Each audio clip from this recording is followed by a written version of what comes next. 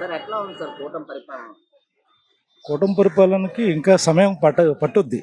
ఎందుకంటే బాగా ధ్యేయ వ్యవస్థ తీసుకొచ్చాడు గత 5 సంవత్సరాల్లో పరిపాలనలో మాజీ ముఖ్యమంత్రి వైఎస్ జగన్మోహన్ రెడ్డి. ఏంటి ఇప్పుడు వీళ్ళు చేయాలంటే చాలా అవకతవకలు ఉన్నాయి. ఇవన్నీ సరిచేసుకొని ఏంటి ఒక నిర్ణయానికి వచ్చి అది కూడా ఇంకొక 3 నెలలు 6 నెలలు సుమారుగా పట్టొచ్చని నేను అనుకుంటున్నాను ఒక దారికి రావడానికి. ఇప్పటికి దాదాపు ఒక 9 నెలలు సుమారుగా అయ్యింది. 9 నెలలు ఏంటి సుమారు అంటే ఎలక్షన్ అయిపోయి సంవత్సర కాలం. ఓకే, అది వీళ్ళు చేయడానికి కొంత సమయం తీసుకుంటుంది. సార్ ఇప్పుడు గతంలో చూసినట్లయితే రోడ్లు ఎట్లా ఉండేది, ఇప్పుడు ఎట్లా ఉంది? రోడ్లు బ్రహ్మాండంగా ఉన్నాయి. ఏది ఇప్పుడు గతం ఎట్లా ఉంది? గతంలో అసలు మరీ దారుణం. ఎలా వెళ్ళాలంటే ఎవరినైనా కనీసం ఒక విలేజ్లో లేదంటే ఒక ప్రెగ్నెన్సీ ఆటోలో తీసుకొని వెళ్ళాలంటే ఆమె హాస్పిటల్లోనే కానిపోయిపోయేది, అది ఆటోలోనే కానిపోయిపోయేది. ఇప్పుడు ఆ పరిస్థితి ఏం లేదు. చక్కగా హాస్పిటల్కి వెళ్తుంది, హాస్పిటల్లో ట్రీట్మెంట్ తీసుకుంటుంది, చక్కగా డెలివరీ చేసి మళ్ళీ ఇంటికి వస్తుంది. సార్ ఇప్పుడు గతంలో చూసినట్లయితే పరిశ్రమలని ఉంటాయి అన్నారు.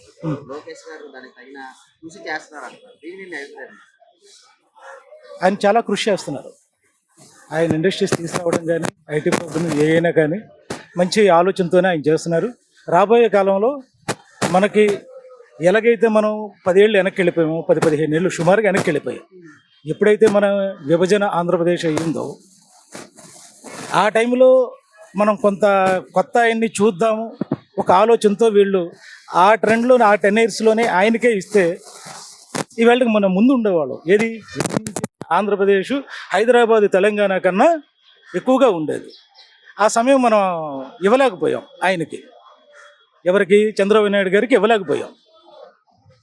దాన్ని చేసిన మూర్ఖత్వం పని ఈవేళ మనం అనుభవిస్తున్నాం.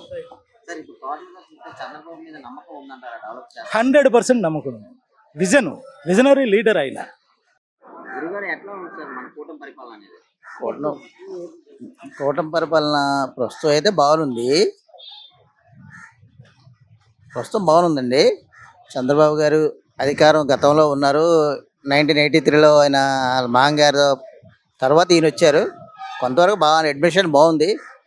కొంతవరకు మాటలు ఇచ్చిన తర్వాత కొన్ని హామీలు నెరవేర్చలేకపోతున్నారు. కానీ ఇప్పుడు ఆర్థిక ఇబ్బందుల వల్ల చేయలేకపోతున్నారు. దాన్ని మనం గౌరవించాలి. గతంలో చూసినట్లయితే రోడ్లు కానీ తర్వాత ఏమొచ్చి సంక్షేమం కానీ అభివృద్ధి కానీ ఎట్లా ఉండేది, ఇప్పుడు ఎట్లా ఉంది? గతంలో అడిగినా అడగకపోయినా ఇచ్చి సంక్షేమాలు ఇచ్చారు. కానీ దానివల్ల ప్రాబ్లం జరిగింది.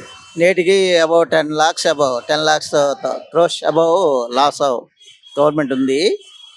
స్టిల్ అయితే మరి ఈయన వచ్చిన తర్వాత మాట మీద నిలబడి చేస్తున్నారని నమ్మకం ఉంది.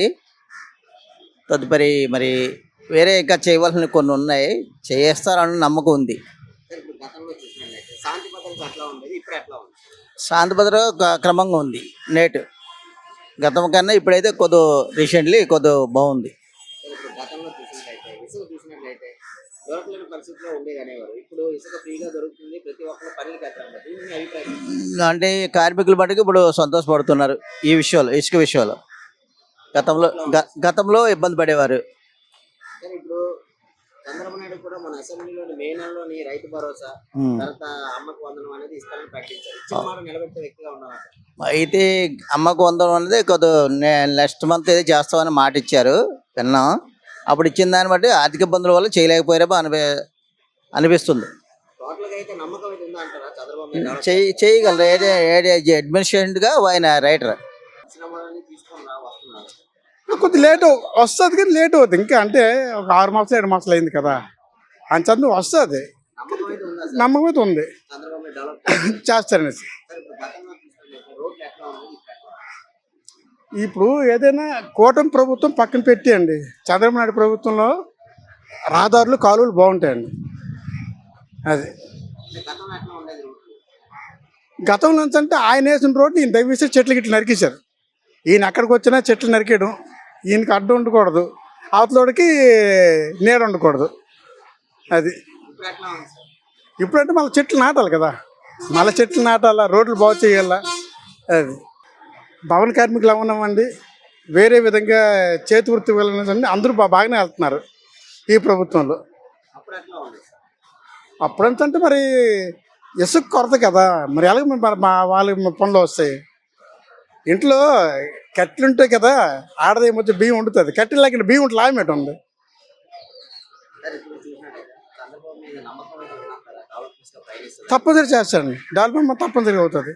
ఇప్పుడు కూటమి విడిచిపెట్టండి, ఆయనలో టాలెంట్ ఉంది, చేయగలని టాలెంట్ ఆయనకు ఉంది. నమ్మకం అయితే ఉందా చంద్రబాబు మీద డెవలప్ చేస్తారు? పర్వాలేదు, మరి ఇప్పుడు చెయ్యాలి. ఎందుకోసం అంటే మరి ఇప్పుడు ఆ పథకాలు ఇచ్చే బదులు ఈ విధంగా చేయడం వల్లనే కొద్దిగా బాగుంటుంది. సార్ గతంలో చూసిన రోడ్లు ఇప్పుడు ఎట్లా ఉన్నాయి? బాగున్నాయి, పర్లేదు. అలాగా చూస్తున్నాం, మేము కూడా ఏ విధంగా చేస్తున్నారో చూస్తున్నాం. చూడడం వల్ల పర్లేదు, కొద్దిగా చేసినట్టు కనిపిస్తుంది. గతంలో ఎట్లా ఉండేది రోడ్లు? కొద్దిగా చాలా ఇదిగా ఉండేది, చిందరవందరగా ఉండి కొద్దిగా ప్రయాణం చేయడం కూడా చాలా ఇదిగా ఉండి. ఇప్పుడు ఎట్లా ఉంది? పర్లేదు.